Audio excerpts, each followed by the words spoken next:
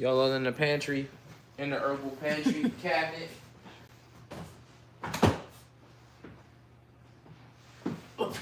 Oh. Bro. Hello there, hello there, hello there. You didn't see anything. You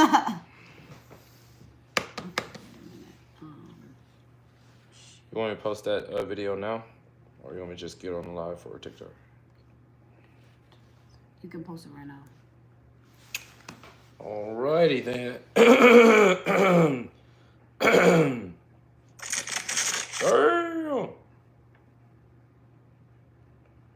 No, they didn't. Just share that. Ooh. Is this the real? What's going on, everybody? We are drinking the tea today. Yes, we're drinking the tea. It boosts your mental biologism. It boosts your mental biologism. It gives you energy, and I would say it's good for people who work every day. Every weekend, work every day. And if you are content creator, if you are anything, you could be anything. You could be working from home, you could have kids. It is a must have. The benefits are great, to be honest with you. They are very great. It lasts about 8-9 hours. And for me, it's pretty much the whole day, because after that 8-9 hours, my day's over. And it doesn't crash. It doesn't give you a crash. It leaves when it's time for it to leave. After the certain. I thought. You can post it. Yeah, because I don't see it on here. Where? Oh. Damn! What the hell just happened? Yeah, it's okay if you can. We can do it. I can do it later. Okay. Or around 6. What was I saying? Okay, yeah, it boosts your mental biologism. It makes you focus. So you complete everything. I know there are days where, let me take this light off real quick. There are days. My God, we lost the light. There are days where you are procrastinating, where you lazy, where you don't know. You're just lazy. You just want to sit and watch TV. I mean, everybody gets that, okay? Everyone gets that. I would take the tea every morning, and I would drink the tea, and I would feel great. Feel great the whole day, and I wouldn't procrastinate. But if I don't have the tea, and if I'm not going to drink the tea, I would procrastinate. So it helps me with energy. It helps me with mental clarity and mental focus. Every time I take it, everything goes right. Okay? So it is that one friend that you need to keep you accountable every time. It keeps me accountable every time. Okay? It's my accountability partner. My tea is my accountability partner, because it gets me going. It gets me going every time. She technically just deleted me out of accountability partner. Not really, but with my mental clarity, boosting my metabolism, and just giving me energy and making sure that I am doing everything the right. I think I'm too close to the side. I just gotta move stuff back, and it's gotta be this far back. Gotta move it like that. Make sure you fix the thing with Yep. it. I don't know why it's like that. I know we should have. Hey, how are you doing? Welcome. Yeah, it boosts your metabolism. It gives you mental clarity, and it gives you a little bit of energy that you need from your coffee every day, that you need from your energy drink every day. That's what it helps you with. And you drink it once. You can drink it cold. You can drink it hot. We drink it cold mostly in summer. We drink it hot in winter. And I mean, I like to start my day with something hot rather than cold. So those are the benefits of the tea that we're drinking. Let us know if you have any beverage. Let us know down below if you're drinking anything. If you are a tea person, a coffee person, or a energy drink person. Let's see. Reveal yourself. Oh my God, today is our 40th live stream. Yeah. it. Today's episode 40. We are excited. We are happy. I love it. I love it. I love it, you guys. Yes, I love it. I'm excited. I wonder if I had to reset the goals for. Oh no, it's still set for the galaxies, like 7 galaxies. Okay, that's good. Yeah, that is good. Hey, what is this? It's fun day. I think that says it's fun day. I like that caption. Think it's super Sunday. Oh, it's fun day. What up, though, hey, Bryson? How are you doing? Let us know if you have any beverage down below. If you're drinking anything, if you're drinking water, energy drink, coffee, you know what I mean. You know what I mean. Today we're gonna be talking about ask and it shall be given. That's our title for today. You ask and it will be given. What are you doing What are you doing today, I guess? Okay. Yeah. We're going to be giving you a couple of pointers on ask it, it shall be given. And just basically a concept around it. Maybe can explain a little bit deeper. Our own personal experience. And great job, Demon Slayer. I think that's how it is. Yo, that's that show right there. I put my wife on that. We watched it for a while too. I finished it, but she didn't. You mean it's 7 p.m.? 7 a.m. and I'm drinking a fast beer of the day. Nice. Okay, great for you. Cheers, Bryson. You did ask to share beverages. I'm not. I'm drinking water. That's good. I love it. I would also say the same thing if I was drinking water. Okay. Share your beverage. Share your beverage. Let's go. Okay, let's get in. Do you want to wait a little bit for more people? No. No. Because we gotta be in and we gotta be out. We gotta be in and we gotta be out. Yep. In and out. The ones that's here, the ones that's here, the ones that ain't, the ones that ain't. That's right. Okay, we here on 8 o'clock every single day. Okay. Except for the weekends. 8 a.m. Weekdays. So go ahead, babe. You want to start? You want to go into it? Yeah, you can go into it. All right. Ask it, it shall be given. Number 1, ask with faith and boldness. Yeah. Where does boldness come from? Boldness comes from confidence. Confidence comes from knowing, and knowing comes from information. So you have to know your promises. You have to ask. When you ask, you have to know that. You have to know your laws. You got to know your rights.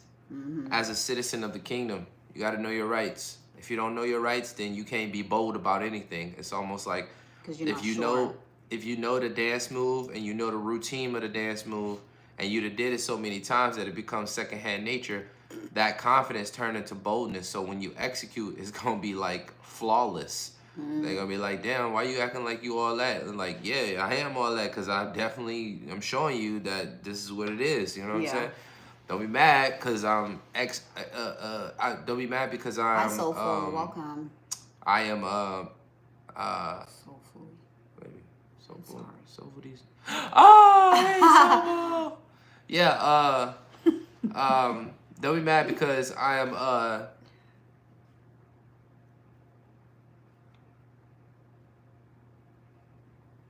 What's the word I'm looking for, man? Anyways. So boldness comes from that. Boldness comes from knowing. Boldness comes from confidence, and confidence comes from, again, knowing. So what you know and what you've done, and when I say know, not just know it in your mind, but know it in your body, know it in your spirit, right? Yeah. They call it muscle memory, right?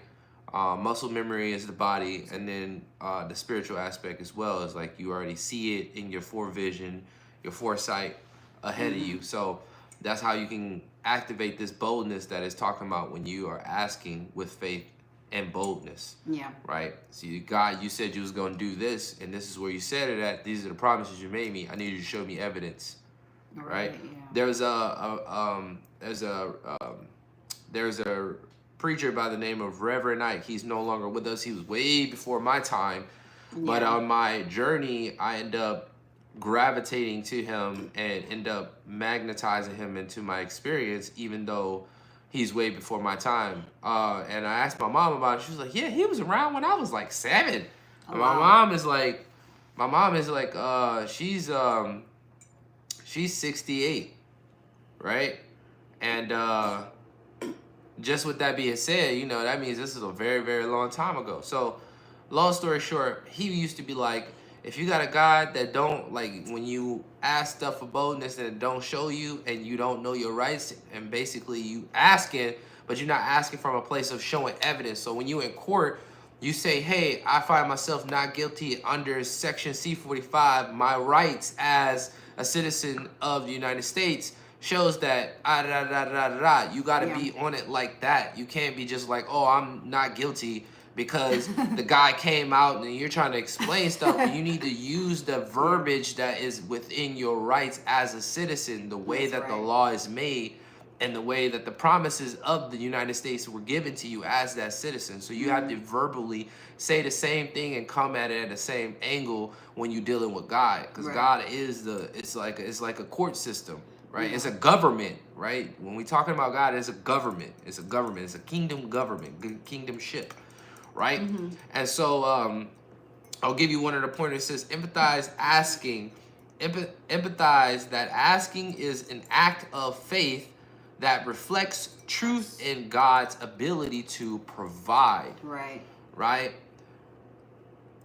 So when you ask, you make sure you ask in a way that's just not for yourself, right? Don't be a person who's like, yo, God, I want you to bless me with this car and stuff like that. Like, that's irrelevant. Make sure your blessings and what you're asking for is beyond you as well. Because when you can do for others, right, also getting blessed yourself, but when you can do for others, as your cup overfloweth, then you can provide for others as well, right? Kevin Hart is a good example of this when it comes to him scaling in the business and then putting his friends on, right? And having them set up in a way where they have this trio happening and the podcast and all this stuff. So he has them engaged where they're creating their own wealth, but like it's all because he was open to say, yo, this is not just for me. I'm not just doing this for myself. I'm doing this for me and my bros and their families and families. So you got to come at that angle when you want God to bless you. You can't come at a selfish angle where it's like, I just want the house for myself. You know, I just need a house or whatever the case may be. You got to be a little bit more in depth. So when you come at it at that angle, it allows you to have some sternness, some foundation, something solid, you know, not something frivolous. It says highlight Matthew chapter 7, verse 7 through 8, reminding viewers that God is always listening to the articulation of what you're saying, what you know, and how you know him, right? Can't be asking somebody for some sugar next door when you ain't even really even chatted with them. You ain't said, yo, I like your car. Like, hey, how's the family? You can't ask somebody for $1,000 that you barely even fucking know, man. Like, you gotta get to know people, and you really gotta come at a genuine space if you're in a position like that to ask people for stuff. Because that's why it feels so uncomfortable to ask people when you like, damn, man, I don't really want to ask them. It's because you really don't know them, and you feel awkward as shit asking somebody for something that you don't really know. Right. It's the same projection when we're talking about God. That's why you got to know your rights, right? When you asking the government and you asking the courts for you to plead not guilty and stuff like that, you don't even know your own rights. You don't know who you are in the state of America. Right. Yeah, why should we? You know what I'm saying? You barely even know. It's like, that's what I hired the lawyer for. But the lawyer ain't your life, though. The lawyer is just up there the lawyer is like the Holy Spirit. He's the mediator in between. So some of the languages that you may be like, oh, da da da, or they just you know what you're saying, and then the Holy Spirit is like, oh, okay, God, this is what he said, da da da, and then the section da da da. You already know what you said, but it just amplifies when the lawyer can say and back you up on what you just said. It amplifies. It's almost like a corporation when they go do a presentation for a new idea. You don't see one guy going in there talking about the presentation. He got several co-workers in there with him as he's doing the presentation for this new thing that he's about to launch or show, and for another company that may be the investors for it, right? So next one, go ahead. I want to say that I kind of want to read the comments, but I also want to say that it's nice to see familiar names on the comments. That is so nice. I love it. So can you read, babe? Are you far? No. Okay, can you start with What's up, Lock Soulfully fam? Royal? Soulfully says, she says, hi, hope y'all are awesome thus far. We are fantastic thus far. Right in the loop, right in the vortex, and hope you're doing great as well. We hope you are doing great as well, and you know, we just stand open to receive, and we just, you know, doing the thing right now, doing the thing. We got the next one, odds and events. No, that's not events. That's odds and evens. Evans, maybe Evans. It says, "What up, Lock fam? What they doing? Like the Grand Rising message in the AM. Gratitude and appreciation. Thank you so much. Definitely check out our content, and hopefully that aligns with you. And then definitely subscribe and like and share, and so on and so forth. Gratitude and appreciation for your love, man. It is. How is it going, people? Going fantastic. Yes. I mean, we're drinking our tea. You know what I'm saying? A lot of AM stuff. But we are right where we need to be. Yeah. Good morning, good morning, good morning. JD in the building, 818. Good morning. I say Grand Rising, yo. I say Grand Rising means grand day of the rising sun. It's always a grand day.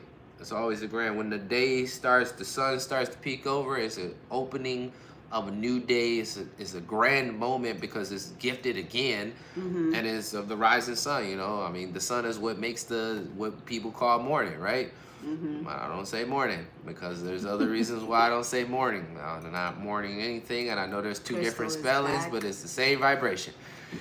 Anyways, it says, yo, what up, though? Damn, the mug is fire, dude. Gratitude and appreciation. I love it too, man. Thank you so much. I'm glad, like great minds think alike, especially with the mug. I got my Batman cup over there on the other side, so definitely when you come in next time, Crystal, you're going to be like, oh, shit, the Batman cup, if you haven't already seen it. This is, next, it says John Deli. He said, Daniel. He says, hello to one and all. I love it. Grand Rising to y'all. Love it. India in the building. Yay, love India. it. India. Love, love, love, love, love. And then Soulful says, hearts, clap, and the loves. Oh, wait. Ready? Wait. Oh, okay, that's it. What are you doing? And then, no, it was this. Oh, no, I like it. Was this. No, it was this, babe. I don't like this one because it was this. Okay. And then transition to this. Yes. That's what it was. All right. And then when the next one, it says Brian Spurs says, you're going to be all right. You got to just stop. And then, all right. Yep. Okay. And then, it says, the next one says, was your mask? Where's your mask? Where's your mask? Oh, shoot, man. It's over there. Well. Thank you so much. I should wear it every single time, but you know what I'm saying? I usually wear it when I leave the house. And when I came back, I had it on. And I just jumped in the live. It says, sorry for all the calls for the wife. I said that. Blessings. Got a call. Oh, gratitude, appreciation. No problem, but it's chicken wing. No wrong with that. Plants and fruits for a live for life. Plants and fruits for life. No game. We just actually put in our cart our table fruit basket, and then we want the side one with the wheels that has the shells that open up and pull back in. Ooh, you're gonna like get a circle. Burnt. Yeah, I'm gonna get burnt. Yes. That fruit basket, and we want another one. Another fruit basket. Okay, let's move on. All right, and then it says, I blasted it. What?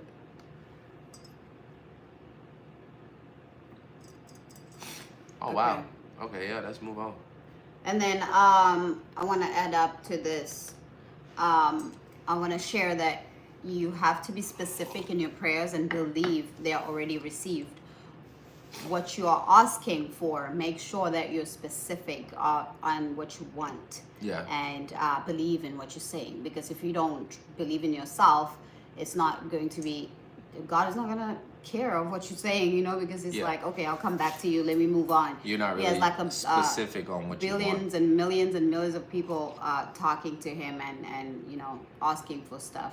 So I feel like you should be specific and know what you want and why you want it, right? And then we're gonna move on to number 2. And with that, you can go to. And with that, you can. I'm sorry. With that, you can go to Mark chapter 11, verse 24, to get clarification on what I'm talking about. All right. Remember this too. God doesn't just give you something. It's not an actual manifestation. He leads you to opportunities that He opens doors and opportunities. The stuff is already manifested. It is already here. It's about it bringing into your reality. It's about bringing into your experience. And what God does is that you ask Him for something, and it does not like He goes, "Oh, there it is, right there in your hand." Right. No, that's not how it works. And if you're not ready, you ain't getting it. Right. You ask for something, and then God opens up doors or opens up the opportunities that people that have the goods or have the things or the products and stuff like that that you need, and aligns you on that through your experiences. And that's how it works. Brian. Thank you, Brian. That's all I could see. You guys are awesome. Thank you, Brian. That's all I can see from here. Okay. Okay. So yeah, number 2, it says align your request with God's will. When you ask for things, make sure that you finish it out. Let it not be my will, let it be your will. Right? You ask for the thing that you want, but also come in a moment of how I do it. So I come at an energy frequency where it's like, God, you already know what I'm desiring, and I specify what I want, and then I use a scripture that aligns with that. And then I said, I did not end out the prayer like, let it not just be my will, let it align with your will, right? Let it be done in your will, and making sure that it's just not a selfish act or sort of me asking for something, and making sure I'm checking myself too, you know? Because it's almost like when your kid asking you for something, right? And you know, like, they not about to actually use the thing, or they not about to, like, my daughter asks us for a whole bunch of toys and stuff sometimes, right? And we know she's not really gonna, like, give it all the energy and play with it, right? It's really like a now moment, and then it fleets later, right? Yeah. And we don't always cater to that, because it's like you're gonna get it today and be done with it maybe a week from now, right? And so why should we get that if that's gonna be the case? Maybe we need to lean you into something else that's gonna strike your interest a little bit more than you just getting, teach you something too. And that's gonna teach you something when you can walk away with something, you know, and not it just being for the moment. Yeah. I like the comments. I like the comments. I like it. I like it. You guys are going back and forth, and that's amazing. Grand Rising. This is share that asking must align with God's purpose. All right. So when you ask, it must align with God's purpose and promises for your life, or for my life. I have to ask to make it. This comes from 1 John chapter 5, verse 14 through 15. Now, when you're asking, this is why I say you got to know your rights. Got to know your rights. Don't be asking. Let's get some likes up, you guys. Don't be asking for liabilities. Make sure you're asking for assets, right? Because all of the things about God is about abundance, right? Right. And not just for you to be rich, but for you to be wealthy. God God operates out of wealthiness. And there's a difference between richness and wealthy. Yeah. Right? And one of the things that God promotes the most is when you transition, make sure you leave your family and your children with homes, houses, wealth, things, right? Obviously, you want to align it in a way where it's not like you are cultivating brats or children who are ornery and take a lot for granted because they have been gifted or they've been given and hand down things. So you have to install in them certain values, principles, ideas, promises, patterns, way of being in their life so that they can appreciate certain aspects and pivot differently. Yeah. Right? Be the great grandma that your grandchildrens will know you, even though they didn't get a chance to meet you. You know, be that type of person. Work for the next generations, not just for yourself. Because if you work just for yourself, it's just gonna be a now thing, and that's it. It will be over after that. So yeah. Yeah. Be sure to. That's a good concept. What y'all talking about? It's good. It's a good conversation. Y'all talking about like the fallen angels and stuff like that. I am open-minded when it comes to the concept of fallen angels, and I understand that words change throughout times and have different meanings. So what we call aliens now, we can be identified as aliens when we don't have identification. And with that being said, alien is just a word. Yeah. So we would call them other beings, and other beings would be associated to possibly fallen angels, to all these other criteria that could possibly be aligned with what they saw then with the verbiage that they use compared to now. And I don't get caught up because the Bible is parables and a way of thinking, and it's a thinking. Yeah, thinking. It's a way of interpreting, and you can't read it like it's a book of. What's up, TikTok? You can't read it like it's a Think and Grow Rich. You can't read it face value, right? So you got to be very optimistic and open-minded. That's why I say, seek and you shall find. Yeah. You can't just read it and think that you're getting face value because it's saying exactly what it's saying. That's why it's sometimes hard to understand and articulate the Bible, because a lot of people read the Bible from a Western mentality, and you got to understand during that time it was operating from a kingdom perspective. So if you're not exposed, let alone have studied how a kingdom actually works, then you're going to miss out on a lot of gems that are being said. That's why you have to study. And that's why you have to practice, and you have to engulf yourself in certain belief system. Well, not beliefs, certain awareness on, kingdomship. Yeah. Right? If you're a citizen of the kingdom of heaven, how does the kingdom actually operate? How does the king actually operate? How does the citizens actually coincide within the kingdom? What is their duties? How, so on and so forth. So all these questions are very important instead of us just watching movies and kind of going with the flow. That's just a brief introduction on how a kingdom is actually ran. All right. But this is something that I became aware of along my journey and was like, damn, that's insightful. Like, it's true. Like, because we just know, all we know is capitalism, politics, and democracy, and all these things where they don't necessarily lead us in the right path. And then when we actually are immersed around certain, kingdoms, even now, like we was talking about kingdoms, like how many kingdoms are there still actually today? There's a little handful of them, right? There's a handful of kingdoms that's still operating, but I'm talking about like on a Thank you, plateauing scale, that's another conversation for another day.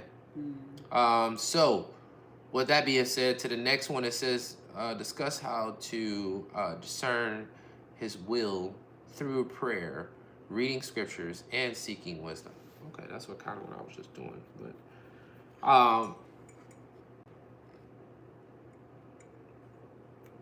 Where you at? Right here? right here, yeah. Discuss. I think you should move on to here. Why? Because I just went through that? Yeah. Okay. Yeah, pretty much. Patience. Be patient. All right.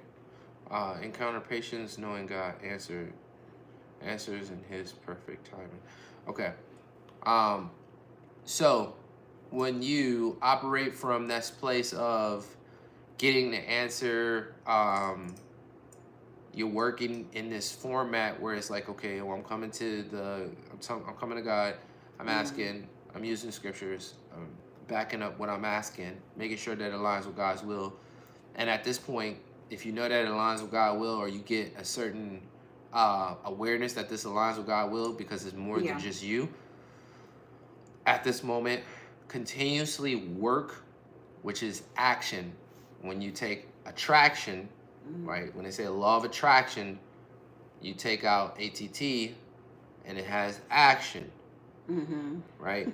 Make sure you continue with the action in order to keep attracting, right? And as you focus on the action, meaning the things that leads towards the goal, the overall goal that you're seeking, and you keep making yourself aware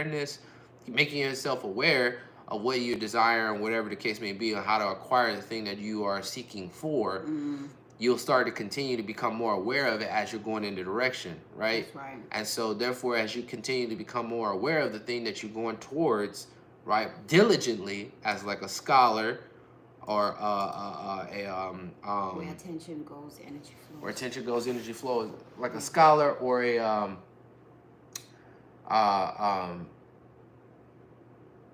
I forgot the word. Anyways, moving forward, the action base is what's gonna really attract things to you.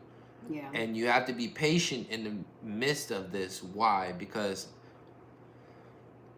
whenever you are seeking to acquire something, whether if it's a movement, whether it's a idea, whether if it's a mindset, whether if it's even understanding how to fine-tune yourself to your intuition. So when your intuition is reminding you or letting you know or signaling you, you're very sensitive that my intuition is telling me that maybe I shouldn't go this way, or da-da-da-da-da. And I'm so fine-tuned and sensitive to this that there's nothing that anyone can say that's like, I'm going to listen to you when myself already told me not to do this. No, I'm going to listen to myself. Thank you very much. So, in saying that, you gather patience in this, guys, because as God is working, it's not going to be an instant thing. So get lost with the sauce of learning the thing. Get lost with the sauce of diving into the deliciousness of acquiring the information. That's why I say wisdom is so important, because that comes with the experience. The more you experience things, the more wisdom you acquire. That's because true. You've experienced it, right? So get engulfed in that. Get engulfed in it, so by the time you look up, you're so immersed in the action. You know, when you're playing basketball or you dancing and stuff like that, and you're doing the thing that you like the most, you're doing it so much that you're engulfed in it, and then by the time you look up, the time you have basically quantum leaped, right? You basically quantum leaped from the time that you started, from the time now you look up, you're like, damn, it's been 4 hours already. Like, dang, that shit seems like it's been an hour, you know? And you want to get so immersed. Exactly. Patience is the hardest thing to acquire, right? Baby oil. Patience. That's true. But it also goes along with the delayed gratification. Situation. You gotta understand the delayed gratification and the instant gratification. So if you have instant gratification, that means you don't have patience. You want things to be done right now. You want to drive through and you want your burger, your chips, your whatever it is that you're ordering right now. You cannot wait, because if you have to cook, it's going to take you 15, 30 minutes, 20, 30 minutes for you to eat, right? So it goes along. You should practice delayed gratification in order for you to perfect patience. Yeah. Also, too, when she's talking about delayed gratification and also instant gratification, is concept when in combat. Concept when in combat, you put the hands out and you go like this. you fake a person. You go like this, and you get them to look that way. If you get them to look that way, now they have taken their attention on what's out here. Right. Not even knowing that I'm already contemplating on hitting you with a right or a left. You know what I'm saying? I'm just trying to get your attention. I just want to get your instant gratification right here. What's that? What's that? Right. What's that? Right. Like, what's that? What's that? You know, and then if I can get you to distract you for that quick second, then I got exactly what I was aiming for. You got to understand that that's what life does in many, many ways. And you got to be on cue with watching the target. Just because you throw that hand out there, I'm still watching the center mass. Yeah. The center mass is everything, right? And so this is how you're going to stay focused. You got to stay focused in this matter, because there's going to be those fakes that try to get you to take your attention and then look the other way. And God needs you to be patient while you're staying in the zone, which is the center mass. You're staying in the zone and you're staying on the course. So by the time you look up, bam, God is like, oh, here's that. Here's this, that lineup. And so when you get there, you already pre-prepared because you've already acquired the knowledge. Right. So when they're asking you questions or whatever the case may be, you already prepared. Because in interviews or in anything like that, you know you're going to get questioned. And you need to have the fucking answers. Yeah. And also, responding to JD's statement, he said, don't mind the wait, but sometimes I feel like I am waiting forever. That's also because Take you're your attention focusing. off of it. Yeah, that's also because you're focusing on the thing that you're waiting for. And if you just put it out there and focus on another thing, and be like, okay, I'm just gonna do this right now until I get that, and forget about it, and you will receive it. Abraham Hicks said, follow the path of least resistance. Yeah. Follow the path of least resistance. Follow the path of least resistance. Follow the path of least resistance. There's an exercise that you can do that I've done and that I should continuously do, because it is a life-changing thing, because it brings you from an outside different perspective on life. Appreciate your comment, Valerie. Which is the button trick.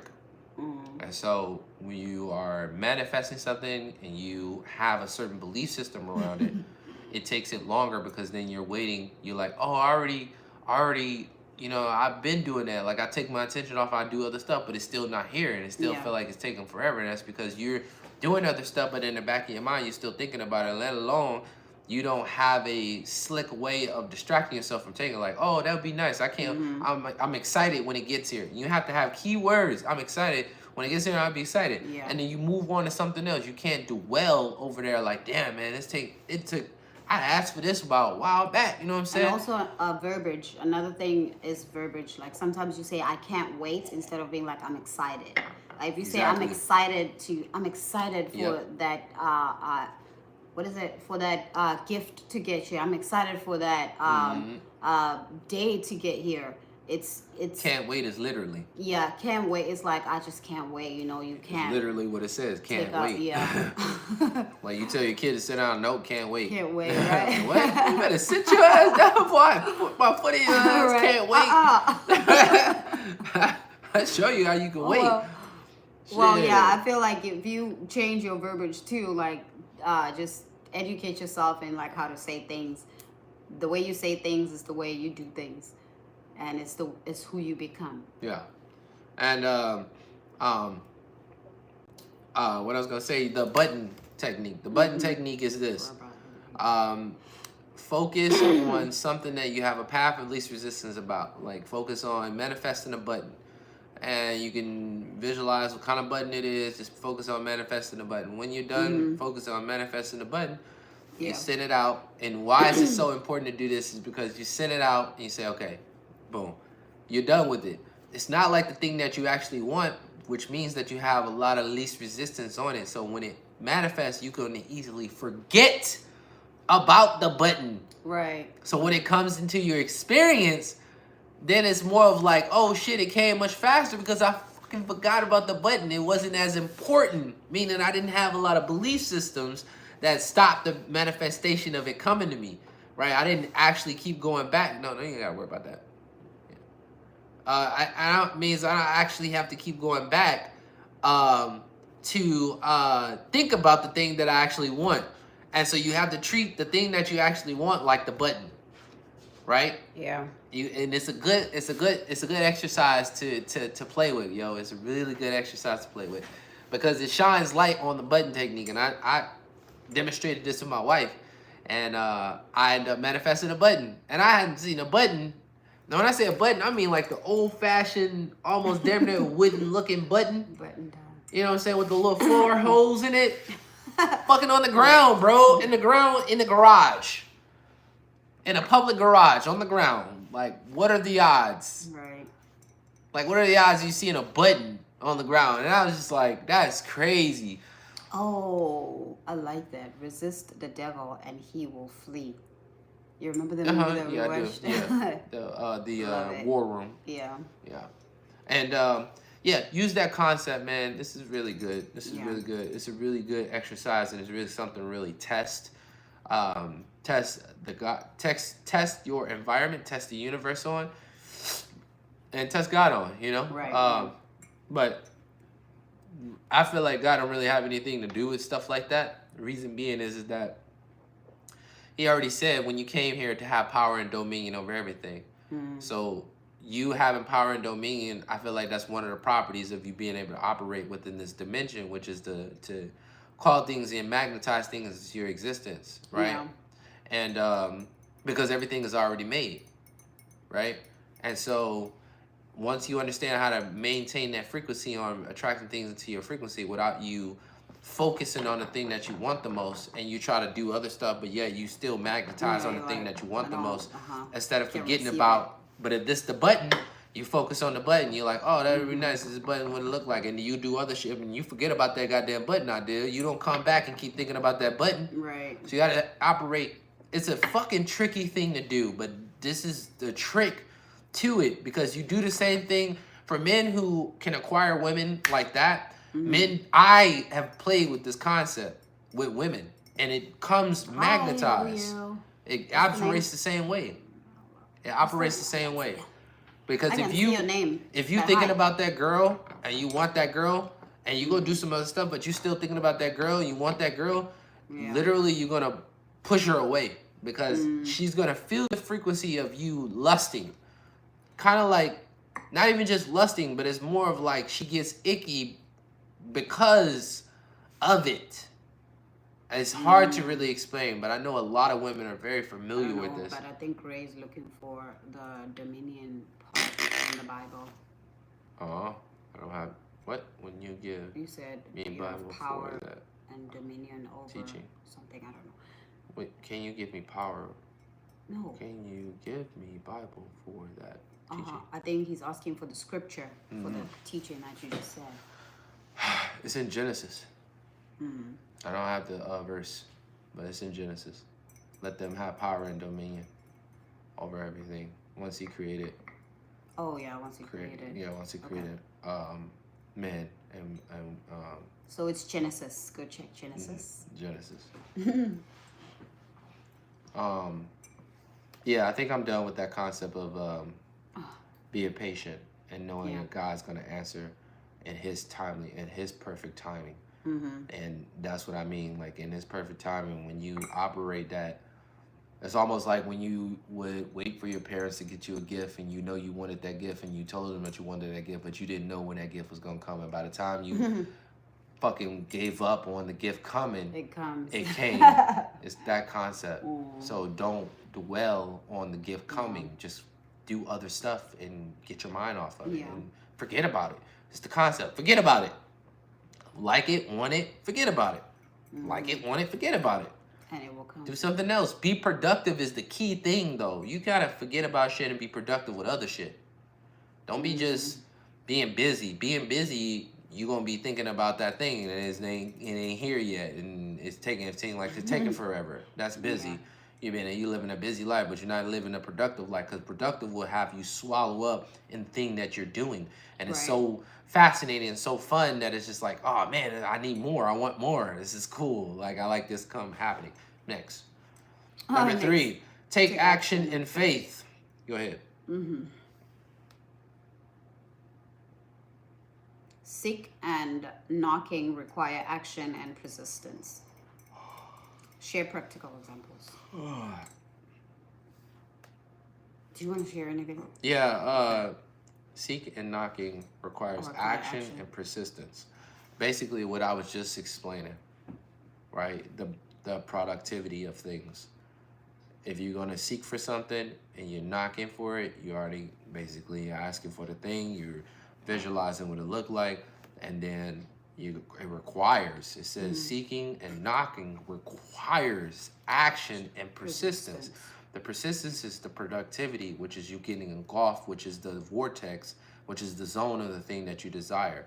So it takes action for you to take the willpower to do the thing that is product that produces, because productivity means produce, that produces something, and you getting engulfed and staying persistent and it being manifested. So like, a new clothing brand, and how that clothing brand be, and you start to work it out. Like, oh shit, okay, we can have this, or let's start off with the first. Let's get the hoodies.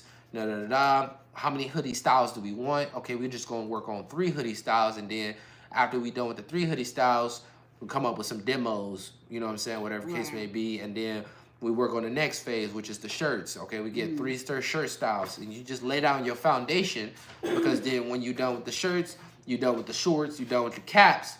Maybe that's your foundation.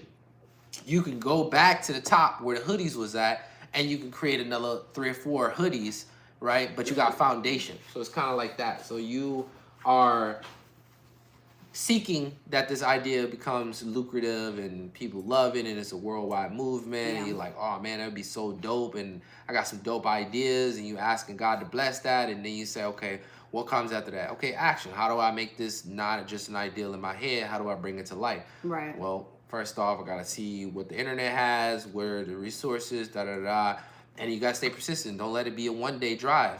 True. Right? Don't let it just be like that moment where you tell somebody your idea and you share it, and then you don't do nothing about the idea. So this next one, prepare for the opportunity they are asking for, or you are asking for, or working towards your goals while you're waiting and trusting. It's the same thing that we just the example that we just made with just asking for it, having faith, and then letting it go and move on and work on your goals and work on other things while you're waiting for that to come to life. Yeah. And the next one is resource stories like Noah building the ark, right, or Hannah praying and delegating her son to God. So you operating in knowing of faith. Yeah. You're operating in knowing that God has the best interest for you.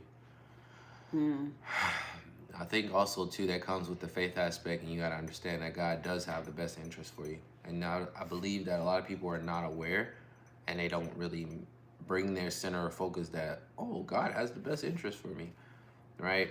And I think acknowledging that God has the best interest is such powerful, because it's almost like when you tell a loved one that you love them and you've never said it before, right? And they know that you're coming from a genuine space, that you love them.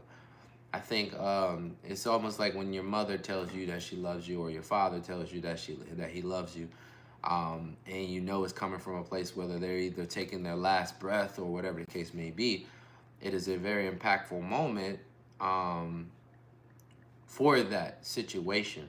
Yeah. So knowing that God has the best interest, you'll be able to place your faith within Him even more, moving forward with a lot of things. So I feel like, knowing that first. Yeah. But that comes with knowing God as well. Somebody asked that can we speak about the fallen angels? Well, what? If you're here tomorrow, if you are here, it is 8:52. If you are here tomorrow, we are going to talk about that. Okay, tomorrow, same time, same place. We're gonna give you the fallen angels, and yeah, I think it was Ray who asked that. Ray, my guy.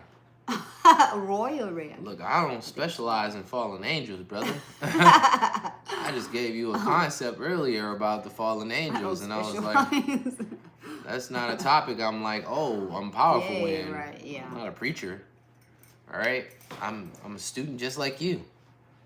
I was linking it to the aliens. Yeah, I was like, there's a possibility that I don't even call them aliens, because I feel like that's the wrong word, to say other beings. Yeah. And We can come up with I something. think realizing that aliens are beings, right? They are beings. They were at some point even angels. That's why they got the title fallen angels. And I feel like with all of the historical information from the Emerald tablets and so on and so forth, where we have data and information that shows that these beings have been amongst us for some time and for a very, very long time, and they can't operate as though they walk among us because of due to the laws that God had made. The reason why God can't come in a physical form or come on earth, and that's why he had to use Christ as the physical vessel in order for him to have actual lawship to enter, because he's so righteous that he's not going to necessarily break the laws because he's who he is. He has too much integrity in order to do so. So he had to come and operate within the laws that he created.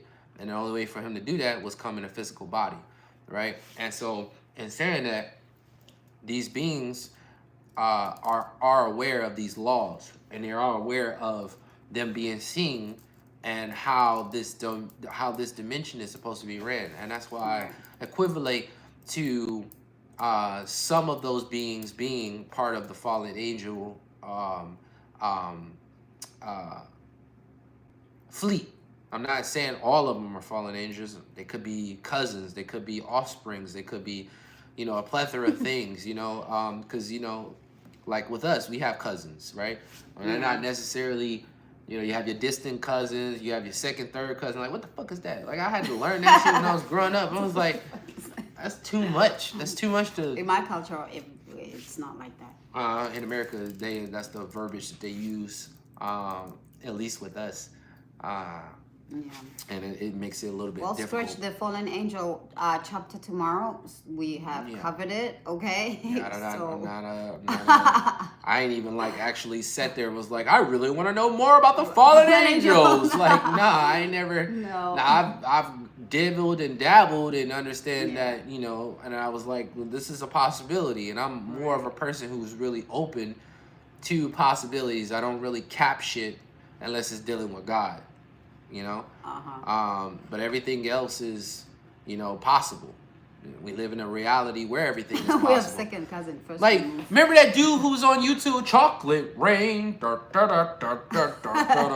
Chocolate Rain. That dude got famous. We live in a world of possibilities, my guy. You can get famous off a song called Chocolate Rain. Come on, man. Right. Come on, dude, we live in a world of possibilities. Right. At one point, the Wright brothers, I think they call them the Wright brothers, thought about the plane idea. Everybody's like, no, you're insane. Nobody can fly. Only things that can fly is the things that fly. And he's like, no, I see it. Mm-hmm. It's possible. We live in a world of possibilities. Anything is possible. Yeah. So when we're talking about other beings and we're talking about the creatures that are still being found in the oceans and stuff like that, I don't cap that shit, man. I don't be like, no, it's not possible. It doesn't equate within this reality. Seems like. I don't do all that. I just be like, it seems like fame comes with a lot of evil. I don't know about that. It seems like what? Fame comes with a lot of evil. It comes with a lot of tests. Right, that's true. When you ask to become a millionaire. And preparation. When you ask to become a millionaire, most people just think about the money. But they don't understand that's power, which also comes with responsibility. If God makes you a king over a certain area, you think he just wants to gift you as a king and put a crown on your head and say, hey, I just think you should be a king. Here's the money. It's like, no, he wants you to actually make the land fruitful. Yeah, I don't like to talk about the Diddy situation, but I think baby oil. If God puts you in a position, he puts you in a position for you to become the person that you should become in that position and the person that you asked to be in that position. But if you do something evil, then he will expose you. So I feel like he took a wrong turn and then he got exposed. I don't think that everything aligns with people being rich. You're going to be rich because you're going to be doing right. But once you take the wrong turn, it's over. you know, Yeah. you're gonna get exposed. Yeah. Definitely. Yeah. That's why they say like everything that happens in the dark will come out to light eventually. It's not about that. I says I would rather have the money than not the fame. Sometimes you are positioned, and also too you have to be able to articulate. Don't block your blessings. Yeah. Also, you have to be able to articulate the verbiage of fame versus societal fame, right? Because you can be famous to hundreds of thousands of millions of people, and then you could be not We'll famous. be waiting, Roy. And at that same time, you can be not famous to hundreds of thousands of billions of people, right? So you're only famous within how far the kingdom spreads within Did your he say reach. shalom? Yeah. That's good. That means peace.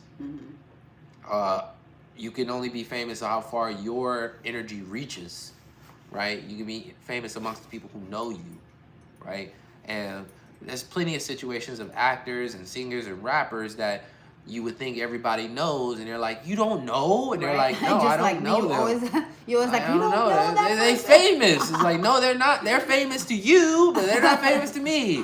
And Right. and that's all it is. It's like, it really is a concept.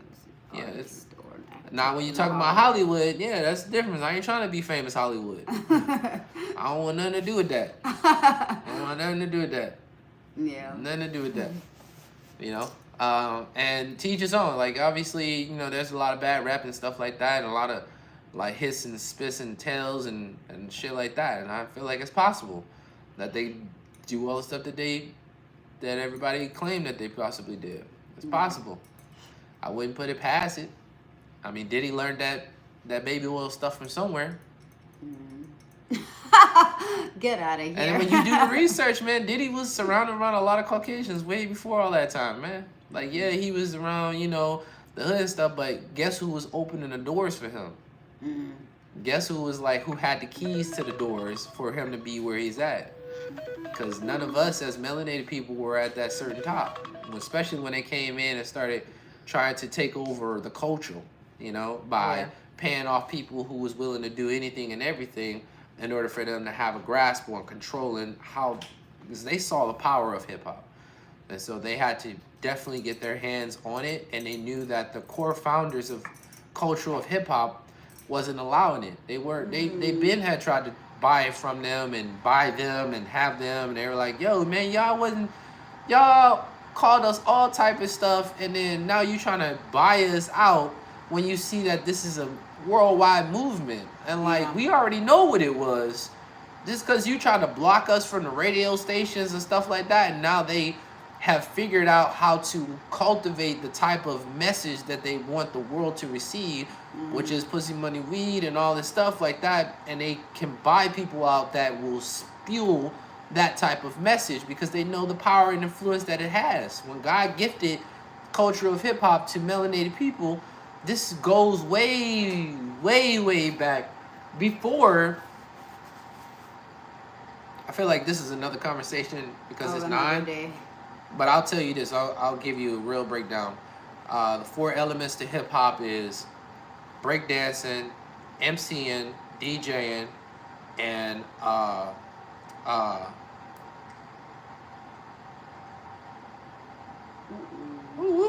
on. It's MCing, DJing. Oh yeah, MCing, DJing, graffiti arts, and breakdancing. That's what it is, graffiti arts. And long story short, MCing is which is it's 5 pillars. It is 5 pillars, which is beatboxing, but it's the major 4, right? 5 is for people, and it's actually more than that. It's actually 9. I think it's 9, but we talk about the 4 foundations. So look, you try to get me, boy. I know my thing. I know my thing. But it's actually 4 foundational pillars. So when you introduce hip hop culture, you introduce the 4, because the 4 are the ones that actually go back to the beginning of civilization, to the beginning of mankind. Yeah. And people don't understand that, and why did Africa Bambaataa, DJ Kool Herc, and all these people and KRS-One had to go to the embassy and actually make hip-hop culture a culture of society, of like it's a literal culture, Like it wasn't recognized as that at one point. Yeah. And so MCing is the early ages of which is utters, how we communicated before we had language. DJing is cutting and scratching, which is you cut the berries from the trees, and you scratch the rocks together to create fire. So you cut the herbs from the trees, not the berries, but you cut the herbs. You know, herbs is life. You know, let thy medicine be thy food, right? And you scratch the rocks together to create fire, which is warmth, right? The second one was I'll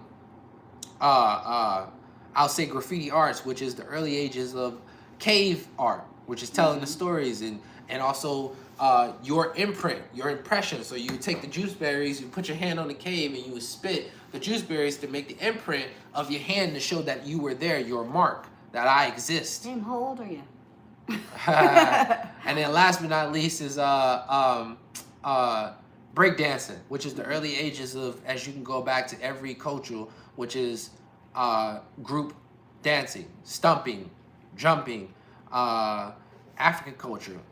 That's the early ages of hip hop. That's the early ages of breakdancing, which is the gathering of the groups, and we dance together and we give the energy, because that energy is frequency, and that frequency is everything, man. Yeah. It's so much. So those are the 4 foundations of hip hop, the 4 fundamentals of hip hop, and how it is the existence of man, and why they knew that it was such a powerful thing to be able to cultivate and use it against society. Because if the way we were using it then would have woken the world up on a whole nother level, that they wouldn't have been able to have the type of control that they have now. And that's why it's so important for them to keep trying to have their thumb on one of those outsources. So you got to get it right. You got to get it right, get it right, get it tight. So peace, blessings, prosperity, success, and abundance in your journey in life. The last comment. And we will catch you on the flip side. This is the 5 elements of hip hop. By definition, MCing, DJing, breakdancing, graffiti arts, and knowledge. Knowledge is actually beatboxing, but knowledge is the overall. It's the overall capsule of it all. Peace. I wouldn't say that. Or maybe he's saying peace isn't like bye. Yeah. Oh, peace. Yeah. I'm sorry. Yeah. Because